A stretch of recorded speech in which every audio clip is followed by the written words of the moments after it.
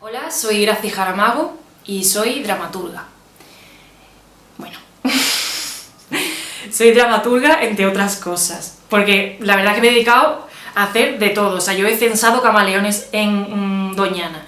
O sea, imaginaos el grado de amplitud de mis salidas profesionales. Pero bueno, digamos que la base, mi sustento profesional ha sido la escritura, en este caso la dramaturgia.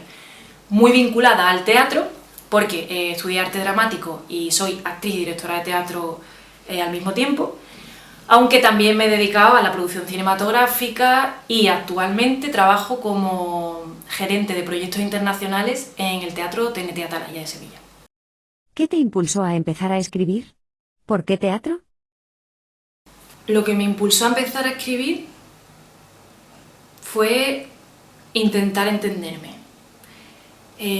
Yo tengo la suerte o la desventaja de tener la cabeza aceleradísima y llega un momento en el que tengo tal cantidad de ideas y tal cantidad de información al mismo tiempo en la mente que necesito traducirlo y transcribirlo o ponerle un orden o hacerle una pausa y traducirlo, que es lo que mi cerebro me está intentando querer decir.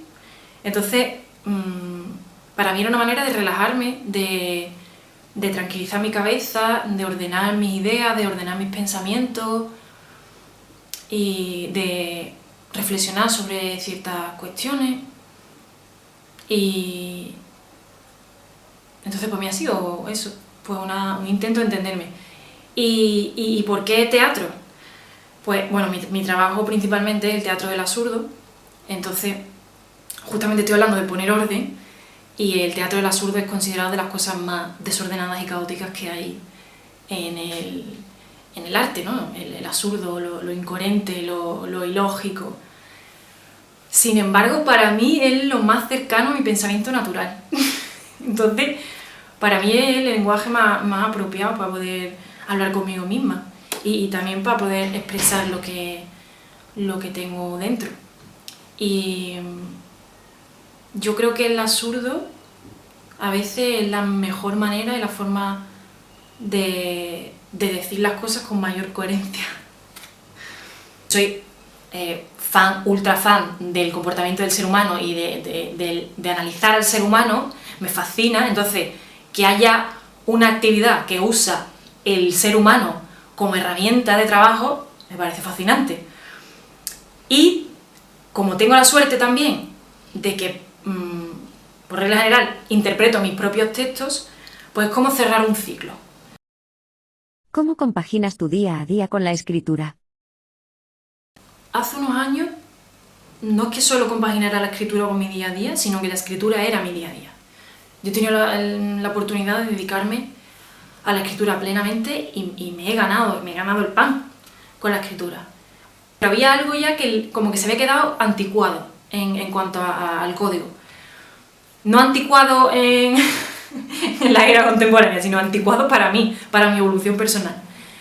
Creo que yo he ido por delante de mi escritura y mi escritura se ha quedado un poco rezagada y ahora estoy en el proceso de equiparar ambas etapas y de volver a reconectar con ese código que me fascina y que me llena por completo, pero llevándolo a un plano donde esté más acorde con quien soy ahora mismo, en este momento. Y me ha dado mucho miedo y me parece un espacio también interesante para hablar porque imagino que habrá otras compañeras que hablarán de sus procesos creativos o de sus tiempos de escritura y tal. Y me parece bien también que se escuche la versión de la frustración y la versión de la falta de inspiración de la que tanto se habla entre los artistas o sí, esos periodos completamente en blanco donde dices, ¿qué ha pasado? Ya no soy escritora, ya no sé escribir, se ha ido eso que tenía dentro Y, y yo sigo respondiendo a esa pregunta día a día, que sigo respondiendo, quiero decir, me la sigo haciendo la pregunta, lo que pasa es que cada día me tengo que reafirmar a mí misma y decir, ok, no se ha ido, sino que está en un periodo de latencia y está en un periodo de evolución y de crecimiento, al igual que estamos las personas, en periodos más tranquilos, menos tranquilos, más inspirados, menos inspirados, donde ocurren más o donde ocurren menos cosas. Entonces, está bien, la frustración también está bien, no tener, no nada que decir, sino no encontrar la forma de decirlo, también está bien, y es un mundo donde hay que perderse. Me fui profesionalizando en el teatro y ya pues dediqué mis horas infinitas a escribir eso, escribir teatro del absurdo o prosa poética absurda, monólogo absurdo y tal. Y luego, una cosa que hice en todo este proceso de búsqueda que me ha llevado años y sigo en esta búsqueda, me puse a escribir un manifiesto o un documento. Me puse a escribir un documento donde recopilé toda la información que a mí me parecía relevante sobre teatro del absurdo. Y recopilé tanto códigos de escritura como códigos interpretativos y de dirección, como normas y reglas, y llegué a la conclusión de que había demasiadas, o sea, había una cantidad de reglas de repente para escribir teatro del absurdo que se sobreentiende que es algo ilógico, que no tiene hilo, y sin embargo tiene más reglas que el teatro clásico. Entonces a mí eso me estresó muchísimo. Yo digo, ¿pero esto qué es? Entonces pues me puse a desglosar lo que me interesaba de ahí y hacer mi propia versión. Entonces pues escribí un manifiesto que por ahora no llega a ninguna parte, está ahí en casa de mis padres cogiendo polvo, pero que supongo que en algún momento pues será de utilidad, porque por lo menos llegué a afianzar mi propósito de escritura, ¿no? Como mi forma o mi propio lenguaje. Y ese documento se llama Manifiesto delirante al absurdo insuficiente. ¿Quiénes son tus escritoras de referencia? Me encantaría decir más, pero soy muy seguidora de hombres, pero no porque sean hombres, sino porque soy muy seguidora del teatro del absurdo, como no he dicho veces en la entrevista. Y claro, estamos hablando de Segunda Guerra Mundial, pues imaginaos cómo estaba la censura por aquel entonces. Entonces, no es fácil encontrar mujeres que se dediquen a esa temática, que era una temática ya polémica de por sí, de manera fácil. Porque fácil tampoco lo ponen, te quiero decir, porque las publicaciones de las mujeres escasean, brillan por su ausencia, entonces hay que hacer como un sobreesfuerzo de encontrarlas. Pero bueno, desde que yo empecé así la escritura más a nivel profesional, podría decir que fue un descubrimiento absoluto la apertura de entrañas que tiene Sarah Kane. Puedo decir lo mismo de Angélica Lidl, que soy muy fan de ella, muy seguidora de su trabajo también teatral. Y bueno, yo vengo luego del auge del microteatro, que eso fue, bueno, que el que conozca un poco el mundillo pues sabrá, en ese momento era lo más, y pues yo tengo colecciones, o sea, tengo carpetas llenas de obras de microteatro que la mayoría nunca llegaron a salir a la luz ni nunca se representaron, otras sí, pero claro, en aquel momento aquello era a la orden del día, estaba todo el mundo escribiendo microteatro, horroroso. Luego ahora los microteatros nos los comemos porque eso ya tiene poca salida, pero bueno. ¿Podrías leernos un fragmento?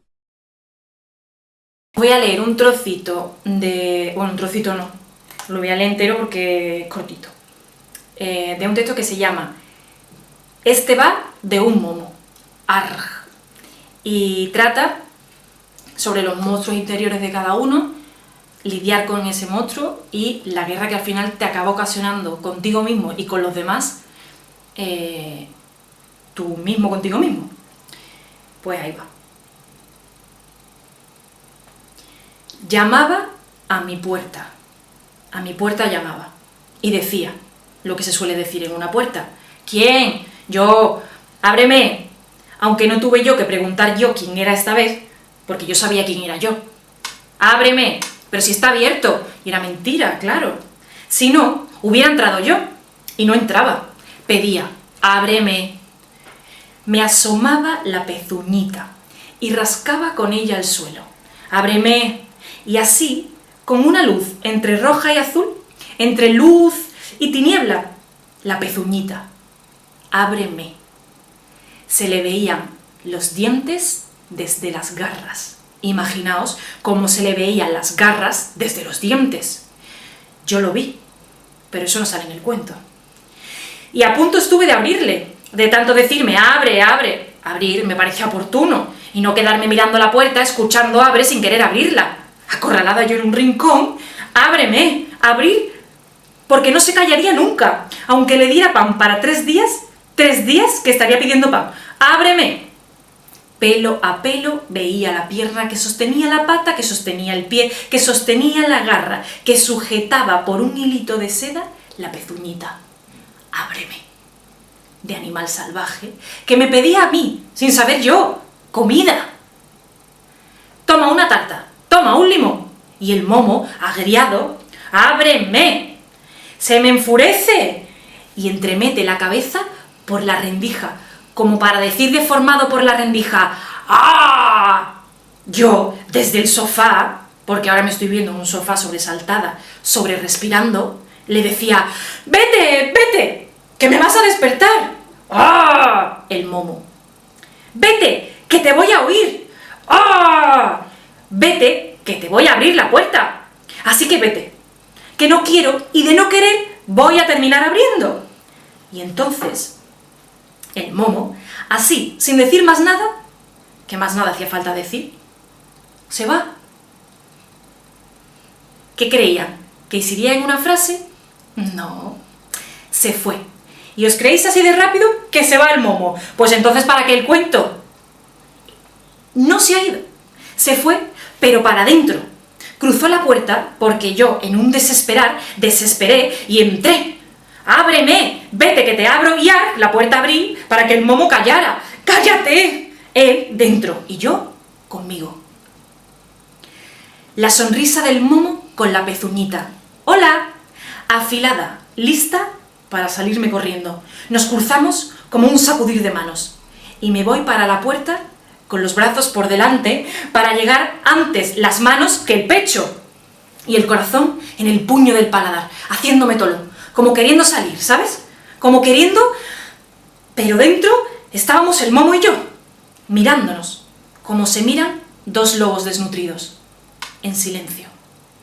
Nos miramos, sin saber quién tiene más miedo. Nos sentimos como en un tango y nos jugamos la vida. Uf, nos jugamos la vida a machetazos mentales. Y yo con los brazos por delante, que ahora parece que pido un abrazo en vez de querer estamparme con la puerta, pero me estampo. ¿Por qué? Porque está cerrada y porque nadie me da un abrazo cuando me ven corriendo de esa forma.